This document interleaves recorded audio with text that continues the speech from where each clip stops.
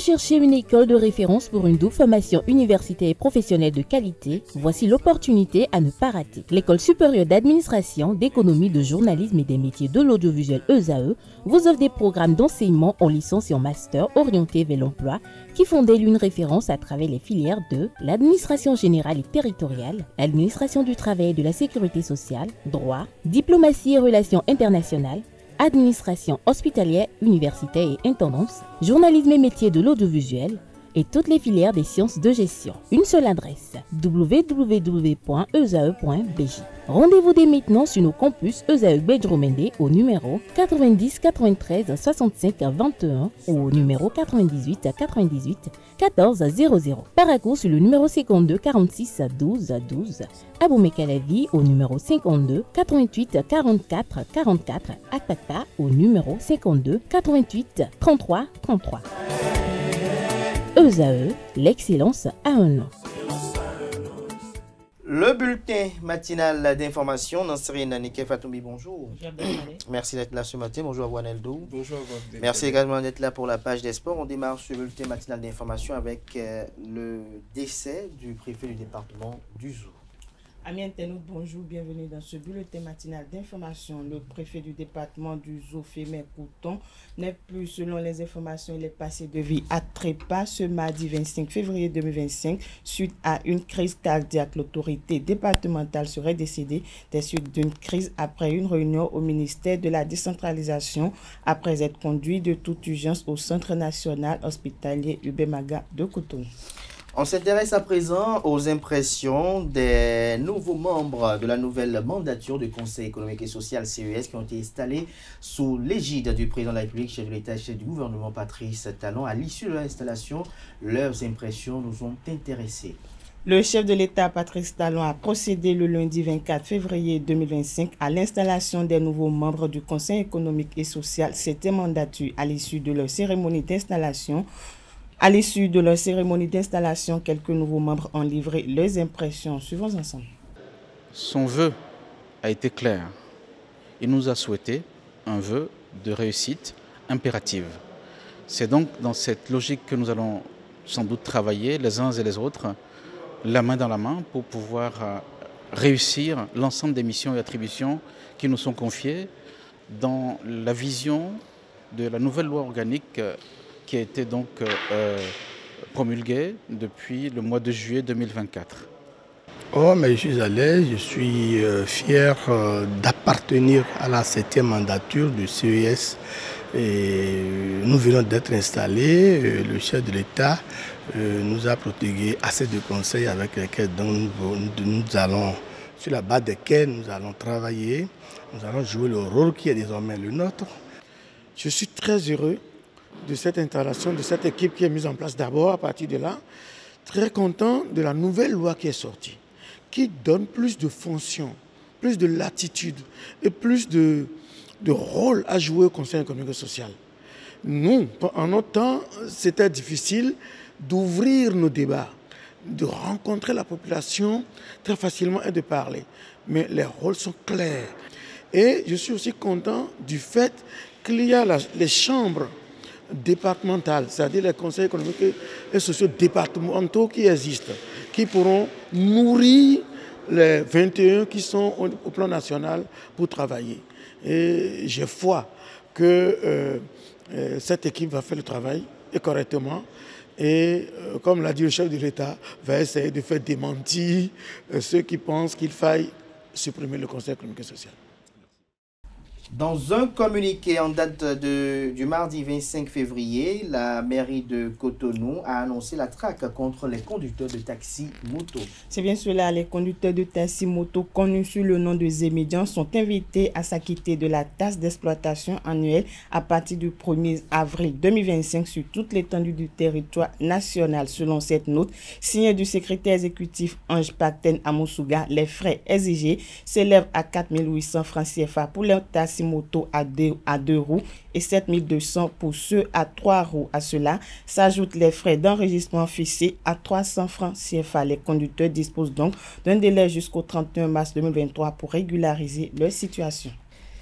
Albert Agassounon, un fidèle ami internaute de EZAE TV, très fidèle à nos différents programmes télé, a rendu un vibrant hommage à son défunt père. EZAE TV s'y est intéressé et voilà, on s'intéresse également.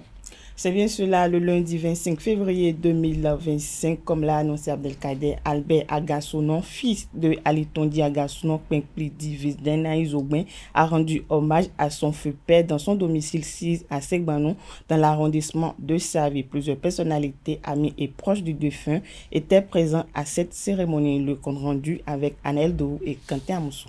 Te recommander une fois encore ton serviteur Agassounon, qu'il trouve place près de toi dans l'assemblée de... Cette messe d'action de grâce a été célébrée en hommage à Da Alitondi Agassounon Kpenkpli dit Vigny Ogben, l'enfant lumière.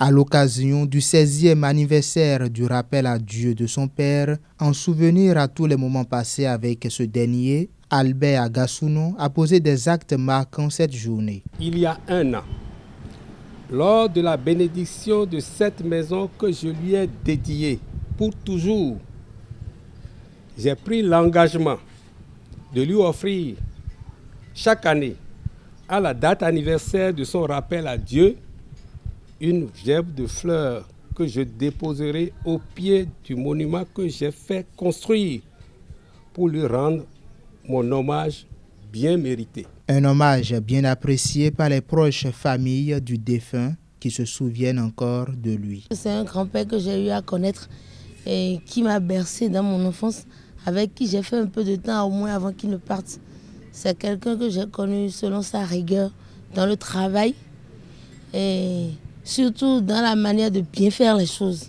Tout le monde n'a pas la chance de voir son papa et tout le monde n'a pas la chance de profiter des bienfaits, des conseils de son papa. Donc une fois que nous avons l'occasion, il faut toujours rendre hommage à nos êtres très très très chers. Moi, mon grand-père, je l'adorais. J'ai une grande émotion et cela fait revivre l'un des noms de papa. Vigny Ogben. Vigny Ogben, l'enfant, c'est la lumière. Et c'est cette lumière qui est en train de clairer la vie de papa aujourd'hui. Et papa, c'est un grand personnage. C'est un grand agriculteur. Il n'est pas allé à l'école, mais il est très intelligent. Quand vous voyez ses actes, ses œuvres, vous verrez qu'il est très intelligent. Avec le temps, moi j'ai eu un rapport très particulier avec le vieux en allant avec mes frères, notamment avec son fils Albert. Au point où le vieux a mis une certaine confiance en moi. Et au moment de faire son testament, il m'a fait rechercher pour témoin de son testament. Comme le disait Albert, c'est un paysan, mais un paysan valeureux. L'érection de ce mausolée démontre l'attachement de Albert Agassounon à son père et le grand homme qu'il fut. J'ai eu l'idée de construire une maison sur le terrain que mon papa m'a ordonné d'acheter. Je l'ai acheté avec mon argent. Je me suis dit, ben, pour honorer sa mémoire, à titre de gratitude, j'ai les moyens, je vais construire la maison sur ce terrain-là. Et donc, j'ai coupé l'espace, c'est 5000 mètres carrés comme ça que vous voyez, qui constitue la maison. Et je dis, dans cette maison, qu'est-ce que je vais faire? Je vous suis en train de vous raconter. Vous allez mettre ça dans les médias, dans YouTube et tout ça, mais qu'est-ce qui va rester? Je fais dans cette maison un local le plus important destiné à mon père, dans lequel j'ai recherché et érigé ce monument En fait, je suis un enfant qui a bénéficié depuis ma tendre enfance de la protection de mon père, de l'amour de mon père. Il m'a tenu la main dès presque bébé. Il m'a pris de ma maman et je suis resté avec lui tout le temps. J'ai grandi. Mon papa a posé des actes qui m'ont marqué. Cette cérémonie d'hommage a coïncidé avec l'anniversaire d'un membre de la famille.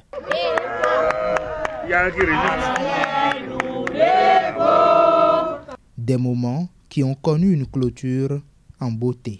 Le sergent Chabi Christian Kekwepo, garde du corps du ministre Yves Chabi-Kouaro, a été conduit à sa dernière demeure ce 25 février. Décédé dans un tragique accident de la circulation dans la nuit du jeudi 20 février 2025 sur la route inter-État Cotonou-Parakou, le sergent Sabi Christian Kekwepo, garde du corps du ministre des Enseignements secondaires, techniques et de la formation professionnelle Yves Chabi-Kouaro, également décédé dans cet accident de circulation, a été inhumé ce 25 février à Tanguita, son village natal. Famille, proches et membres de la communauté locale ont rendu un dernier hommage à cet élément des forces armées béninoises reconnu pour son engagement et sa loyauté. On finit avec la Guinée-Bissau où l'opposition s'insurge contre la décision du président d'organiser des élections législatives et présidentielles le 30 novembre prochain. C'est bien cela, selon l'opposition, le mandat du président Umaro Sissoko Embalo aurait dû s'achever le 27 février. Toutefois, des désaccords persistants quant à la date officielle de fin de mandat à cet effet. La Cour suprême a précisé que dès le début du mois qui se terminerait le 4 septembre, entretenant ainsi une confusion juridique en décembre 2023, le président Umaro Sissoko Embalo avait dissous le Parlement alors contrôlé par l'opposition 3 jours après des affrontements armés qu'il avait qualifiés de tentative de coup d'État. Merci à vous, Nasrine Nike Fatoumbi, pour votre présentation du bulletin matinal d'information. Restez avec moi. On va suivre à présent Analdo pour la page des sports.